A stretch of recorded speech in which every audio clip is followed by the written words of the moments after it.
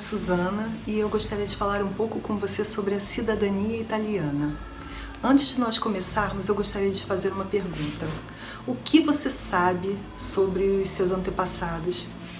Eu vejo muitas pessoas comentando que não sabem nada a respeito. Alguns não sabem da geração dos avós. Não sabem nomes, não sabem onde nasceram, não sabem quando nasceram. E isso é um problema quando você quer reconstruir a história da sua família, né? E em se tratando da cidadania italiana, esses dados são importantíssimos. E é sobre isso que eu queria falar um pouquinho com você. Se nós olharmos lá para trás na história do Brasil, na segunda metade do século XIX, lá no final da década de 1870 até 1920, entraram no Brasil 1,4 milhão de italianos, segundo o IBGE. E essas pessoas vieram de várias partes da Itália, do sul, do norte, e muitos entraram aqui pelo Rio de Janeiro e foram espalhados pelo Brasil, especialmente nas regiões sul e sudeste, né? Outros italianos, claro, saíram de lá e foram para outros países, para os Estados Unidos, para a Argentina, e, inclusive desses da Argentina, metade deles voltou para a Itália, mas aqui no Brasil não, eles ficaram aqui. E essas gerações, elas foram se casando. A minha família, por exemplo, o meu bisavô veio bebê para cá. Junto com ele vieram os pais e também o seu avô. Então vieram 3 gerações. Do lado da mãe dela, da minha bisavó, vieram 2 gerações. Então, assim, eles se conheceram no Brasil, os 2 italianos, e aqui tiveram filhos. Mas as gerações seguintes, elas não casavam só entre os italianos, mas elas foram casando com outras pessoas da terra. Então, quer dizer, a geração de ítalo-brasileiros hoje é muito grande. São milhões de pessoas que descendem dos italianos que vieram no século XIX. E antes disso, claro, nós tínhamos outros italianos aqui, né? Várias nacionalidades, e nós estamos falando especificamente agora sobre os italianos. Então, assim, essas pessoas foram se espalhando, especialmente nos estados do sul e sudeste, para trabalhar na lavoura, e eles foram, então, tendo as suas roças, tendo as suas terras, e foram tocando as suas vidas, criando as suas famílias, e hoje nós estamos aqui, né? E é disso que eu quero falar. Agora, eu estou falando aqui da cidadania italiana, e você pode se perguntar, mas Suzana, o que altera isso na minha vida? Bem, primeiro eu quero te dizer que se você pode provar que descende de um italiano, para a Itália você é italiano também. Você é italiano desde o seu nascimento, porque isso foi transmitido a você pela sua descendência, por você ser descendente, né? Então, foi transmitido pela sua ascendência italiana. Então, você é um italiano também para a Itália. Você precisa ser reconhecido, né? Então você precisa comprovar através da documentação correta que você descende de um italiano, e aí o Estado italiano te reconhece como um cidadão também desde o seu nascimento. Então todos os efeitos legais desse reconhecimento serão feitos desde o dia que você nasceu. Então a Itália, ela também é a sua pátria, também é a sua casa. Isso acarreta diversos benefícios, como nós sabemos, e também as suas obrigações como cidadão, não é? Você nasceu no Brasil e tem responsabilidades como cidadão brasileiro. Da mesma forma você terá com a Itália. Você terá a responsabilidade de participar das eleições, né? Você terá a responsabilidade de onde quer que você more no mundo. Você avise a Itália, olha, né? Se registre e avise que no site do consulado onde você estiver morando, seja no Brasil, seja em qualquer país da UE que você queira morar, ou na própria Itália, né? Você pode também morar na Itália. A questão é que, como cidadão italiano, você terá também algumas obrigações, terá as suas responsabilidades como cidadão. Uma delas é votar, participar das eleições da Itália. E a outra, se eu posso elencar aqui uma ou duas, é justamente de onde quer que você esteja morando, você avisar a Itália, você deixar a Itália é avisada do seu endereço. Isso é uma coisa que para nós brasileiros soa meio estranho, mas para o europeu isso é uma atitude perfeitamente normal. Então a Itália tem o costume de saber onde seus cidadãos habitam, né? Uma norma, uma lei, e você tem que cumprir essas normas, as leis, para que você possa também usufruir dos benefícios. E aí, quais são os benefícios?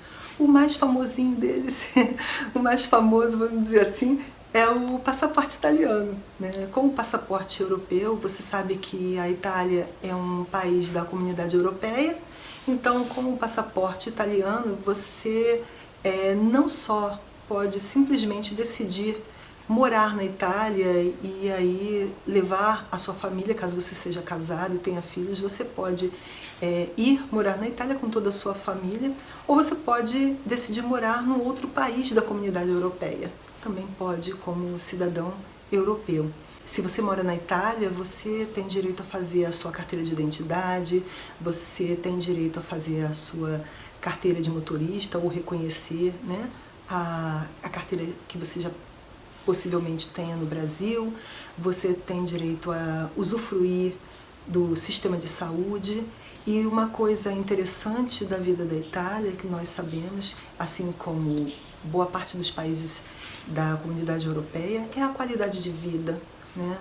Se você decide morar na Itália, a Itália tem milhares de cidades pequenas, grandes, médias, que você pode escolher para morar como cidadão italiano sem que precise ter autorização para isso, porque você é italiano desde que nasceu, um cidadão reconhecido. Então você pode morar na Itália, né? Caso você queira ir para outro país da Comunidade Europeia, você vai se informar mais detalhadamente como proceder, mas existem estatutos que garantem o direito do cidadão europeu. Se nós pudermos pensar na qualidade de vida, nos benefícios que tem de viver na Europa como um cidadão italiano, nós podemos pensar na questão do estudo. Tanto você pode levar a sua família para que seus filhos cresçam estudando numa escola europeia, utilizando o sistema de ensino europeu, como você pode também querer fazer uma universidade lá, estudar num país da Europa. Ou estudar numa universidade italiana mesmo. A qualidade de vida, que sem dúvida é inquestionável, são cidades que, tanto grandes quanto pequenos, você tem condição de ver uma qualidade de vida maior, melhor em relação a transporte, em relação à segurança, em relação à alimentação.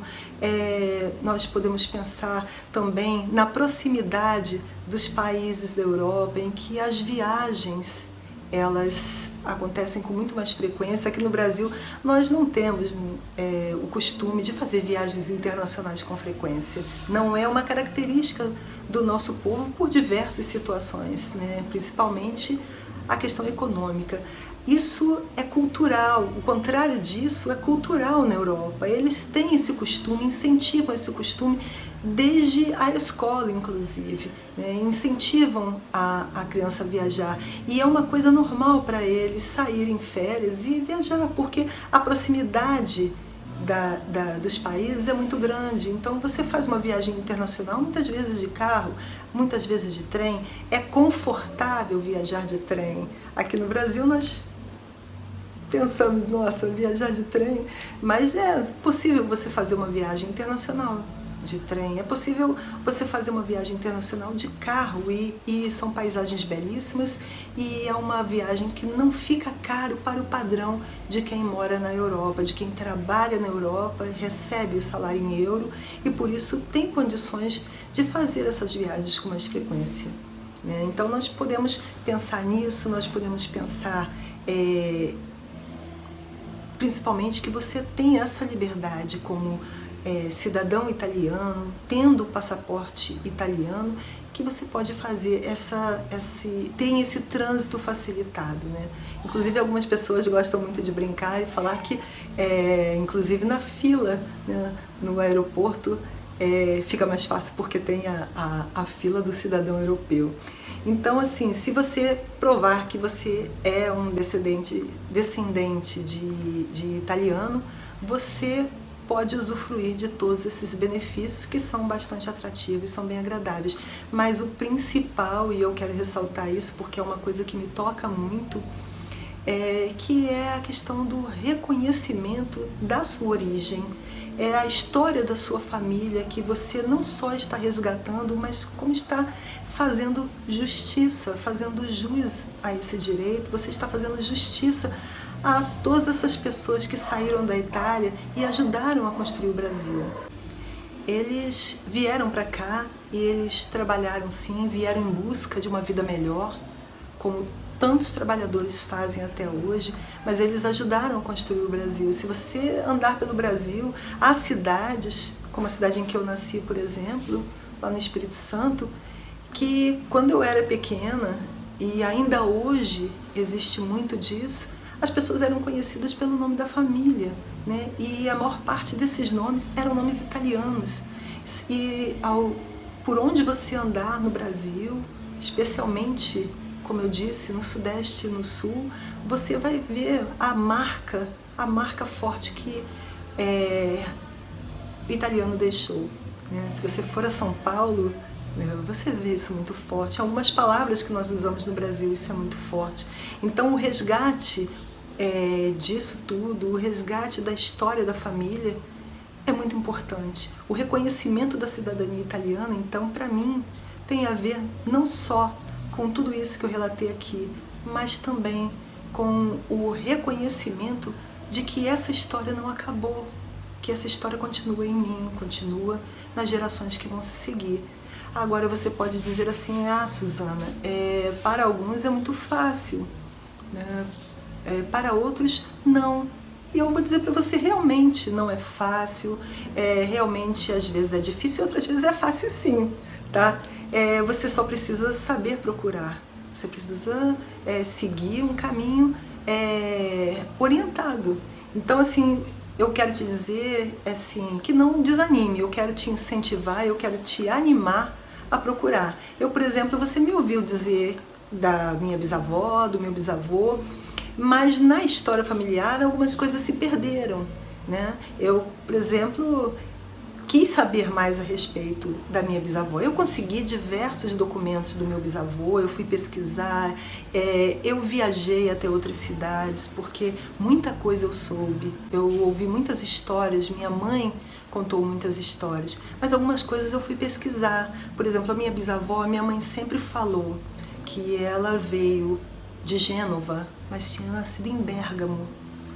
E a minha mãe teve esse privilégio de conhecer essas pessoas. E ela contava algumas histórias, mas, por exemplo, da avó dela, ela dizia que tinha nascido em Bérgamo e que veio de Gênova.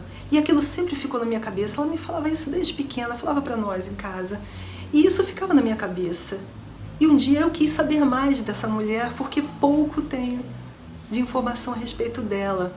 E eu consegui, eu pesquisei e eu consegui. Eu rastreei todo um caminho e hoje eu tenho, por exemplo, a certidão de nascimento dela lá da Itália, porque eu pesquisei. Então a gente aprende tudo isso, né? E hoje, então, para você que não sabe nada, que você está partindo do zero, que não tem a menor ideia de como fazer isso, mas que acha que tem um italiano sim na família, eu quero te dar uma dica de ouro que os pesquisadores usam como princípio. É uma coisa muito importante e que só você pode fazer. Depende de você, não vai custar nada, só se você precisar fazer alguma viagem, tá? Mas eu já vou te explicar o que quer dizer essa viagem. Mas a princípio não custa nada e você ainda vai ter, a partir desse pequeno trabalho, muita coisa boa. E não é só informação. Poxa, o que é isso? Isso é a pesquisa familiar que você pode fazer, que você não depende de ninguém para fazer. Na pesquisa familiar, você pode começar pelas pessoas que estão na sua casa, pelos mais velhos. Então pode ser um irmão mais velho, mas sempre parta de você, tá? é bom que você arranje uma caneta e um lápis. É bom que você arranje um caderno e algo para escrever, né? Uma caneta ou um lápis, ou se você preferir, faça suas anotações e jogue no computador, como fica melhor para você. Mas o importante é que você se municie para registrar as histórias que você vai começar a ouvir. Então comece pelas histórias de família. Você vai procurar as pessoas mais velhas da sua casa mesmo. Tá? Então você comece a perguntar, pergunte de tudo, tá? Procure saber de fatos, de histórias, de festas, procure saber de datas, procure saber locais, importante demais, procure saber os nomes. Então, tudo o que passar pela sua cabeça, vá perguntando, e à medida que você for ouvindo as histórias, preste muita atenção no menor detalhe, porque o que parece ser irrelevante pode ser uma pista.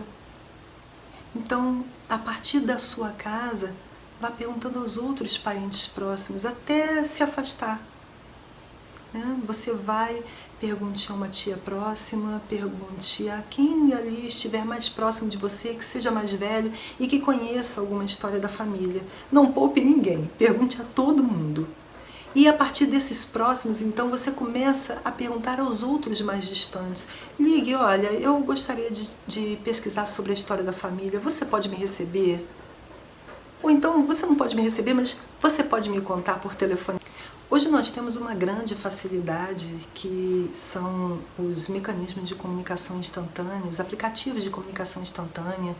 Então, as redes sociais, nós podemos encontrar, né, as pessoas, os parentes e começar a perguntar. Então, não poupe ninguém, vá perguntando mesmo, e à medida que as pessoas forem falando, anote tudo. Então, procure todo mundo, claro, né, que seja simpático, explique, fale a verdade, explique o que você quer, que você está reconstruindo a história da família, tá? E se a pessoa se interessar, quem sabe ela não ajuda e não participa com você disso tudo, porque é uma história bacana, é um trabalho bacana e é um trabalho que você tem direito.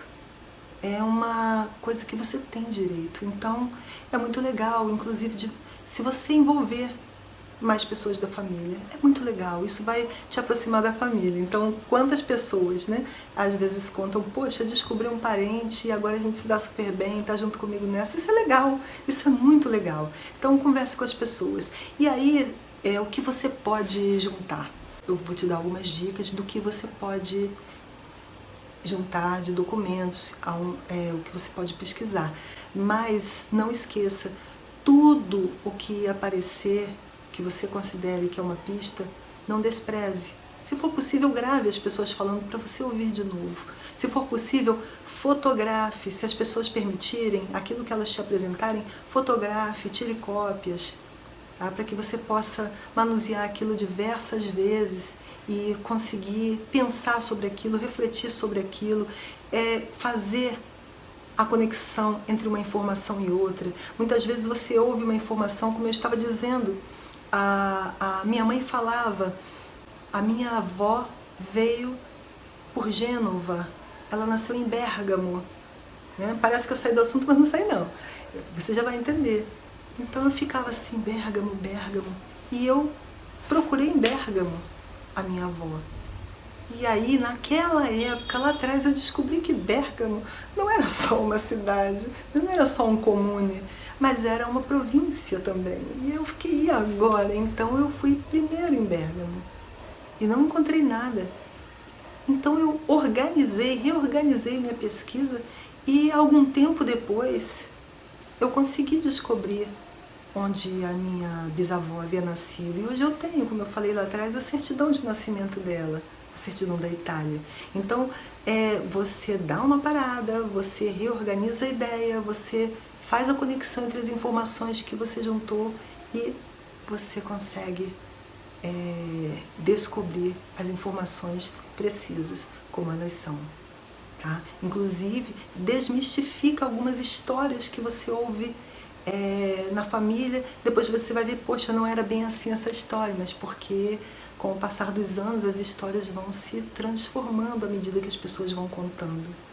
Então, com a pesquisa, você reconstitui tudo isso. Então, quais os documentos, né, que você pode valorizar? Eu estou dizendo alguns, mas à medida que as pessoas forem apresentando, você vai elencando. Mas vamos lá. Você pode pegar cartas que as pessoas trocaram, várias famílias. Tem cartas da família que ficou na Itália. Então, eles se escreviam, nem todos têm, mas várias famílias têm essas cartas. Então, com essas cartas, você pode ter uma pista quase precisa de onde ele nasceu. Ou, pelo menos, você pode delimitar o raio de atuação em que você vai pesquisar quando você precisar pesquisar na Itália, porque a fase Brasil é uma fase muito importante. Tá? Você pode pegar fotos da família, onde os parentes vão te dizendo, olha, esse é o tio tal, essa é a prima tal, né? Esse é o nono. Então, às vezes as pessoas vão falando. Documentos, quaisquer documentos podem servir de pista.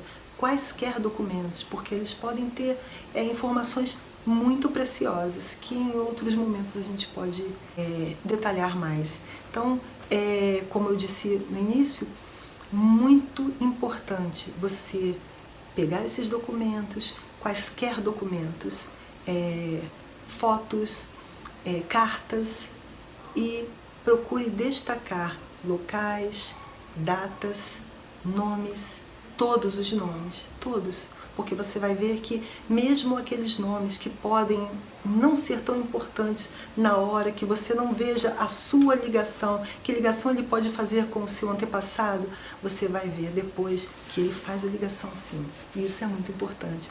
Eu espero que esse vídeo tenha sido útil para você.